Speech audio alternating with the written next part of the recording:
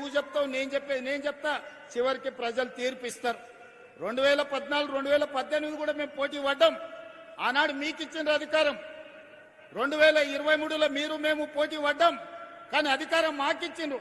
2029లో మళ్ళీ మాకే ఇస్తారు. కాకపోతే ఆ ఎల్లా సిద్దిపేట నుంచి ఎమ్మెల్యేని గెలిపించండి. సిద్దిపేట నుంచి గెలిచిన ఎమ్మెల్యేను మా పెద్దలు దామోదర్ రాజనరసింహ గారు, మా వివేక్ వెంకటస్వామి గారు మంత్రిని చేయించే బాధ్యత వాళ్ళిద్దరు తీసుకుంటారు.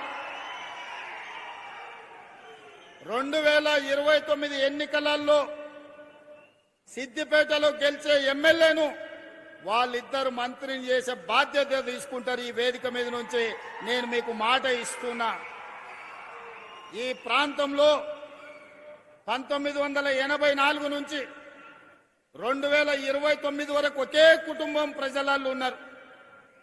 ఇతరులకు ఒక అవకాశం ఇవ్వండి అని నేను అడుగుతున్నా. చూడండి, మార్పు చేసి చూడండి, మంచి జరుగుద్దో లేదో చూడండి. అందుకే ఈ ప్రాంత ప్రజలు చైతన్యవంతులు. ఈ ప్రాంత ప్రజలు విచక్షణతో ఆలోచన చేయండి. ఈ ప్రాంతాన్ని అభివృద్ధి చేసే బాధ్యత మా ప్రభుత్వం తీసుకుంటుంది. మల్లన్న సాగర్ సమస్య ఉండొచ్చు, ఇతర సాగునీటి ప్రాజెక్టులప్పుడు ఏటిగడ్డ కిష్టాపూర్లో 48 గంటలు నేను దీక్ష కూర్చున్న మల్లన్న సాగర్ అప్పుడు. ఆనాడు దామోదర్ రాజనరసింహ గారు, రఘునందన్ రావు గారు అందరు ఈ ప్రాంత రైతుల కోసం వచ్చి నిలబడ్డారు. ఇళ్ల కరెంటు తీసి ఊర్లకు నీళ్లు వదిలి